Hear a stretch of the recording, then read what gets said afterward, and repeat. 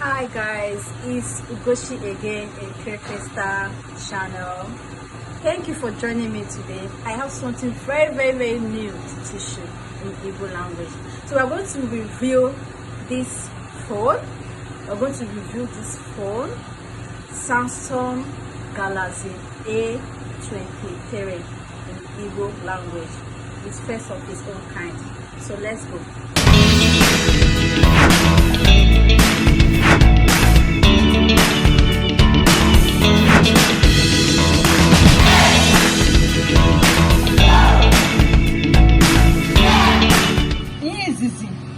Ị ga-eme mgbe ịgba iPhone abụọ ebe bụ na etigo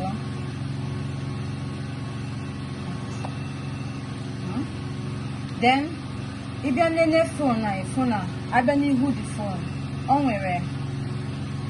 nwere the size of it bụ 6.6 inches abịa o nwere 6.6 inches then ịchọrọ ipi phone a enwere so many things ya hazi na ya mana ị ga-aga n'ebe nhazi ya bụ ebe a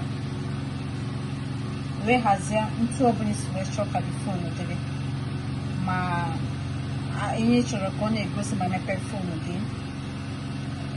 ihe ọbụla ị chọrọ ya hazie ntụ ọbụla isi wee chọọ ya ihe hazie na display everything o gosiri Samsung Galaxy 23 ya bụ igote ya ị ga-afụ ahụ a etiri gị ọ ga-anọ ahụ etiri gị ọ ga-anọ bụ ahụ ya na ọ bụ na the phone ọ bụ na ekwentị a nwee nsogbu ị nwere ike iwichi ya ebe ị zụrụ ya okịta ibido abịa na phone a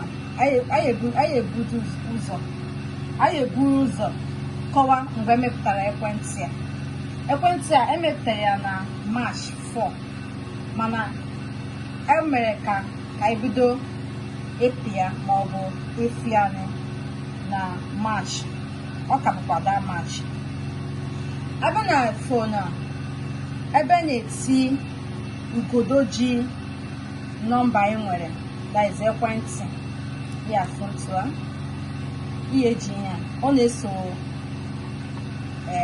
ekwentị abịa emepe ya ibe weli fati ebe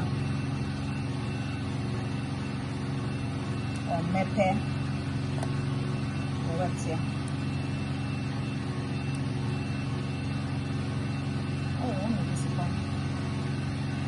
the phone nwere ebe na-eti sim card abụọ ọ bụrụ na ịchọrọ iwedata nwa n'ebe a ka o wee dịrị gị mma ọ dịrị gị mfe imepe ya isi ntụ ame ya isi evu ya isi ntụ ame ya bonyati ebe ọbụla ịchọrọ ga save ya ihe akpa save ọ bụla ipiro save ọ ya dị ọkpefu ya ọ dịgo ebe a ọ na-egosi ihe osise mgbe iwedata ya nso ọ na-egosi ọfụma so ọ wee bụrụ ya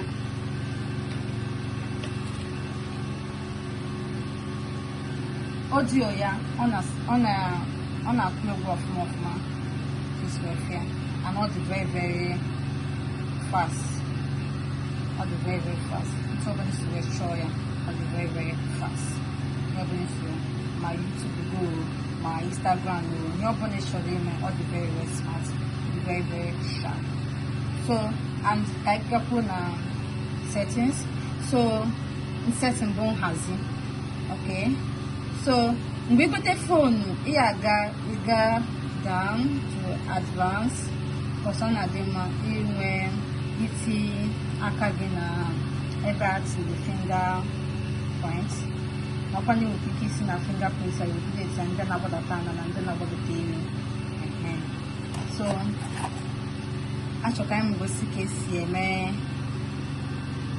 biometrics ka anyị gapụ na settings so setting bụ nhazi okay so mgbe igote fonu ị ga down to advance ọsọ na-adị mma inwe iti aka gị na ebe a tiri finger point nakwa na enwere ike isi na fingerprint a evidence ndị na-agbadata ana na ndị na-agbadata elu so achọrọ ka anyị gosi ka esi eme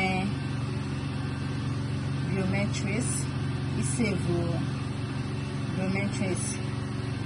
So now open can recognize you usually by a point here can recognize you. So all is very simple. If you ever proceed with the money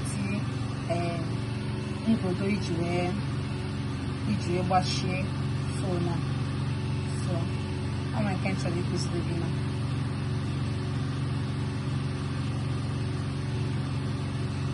Okay, finger. Now you have the code. Then bezier ever finger. Bezier TCC all your finger log and everything. So that is all. And so I akuseba. So obviously I can swear moka. Na the phone amaka. 10 minutes. Bye bye.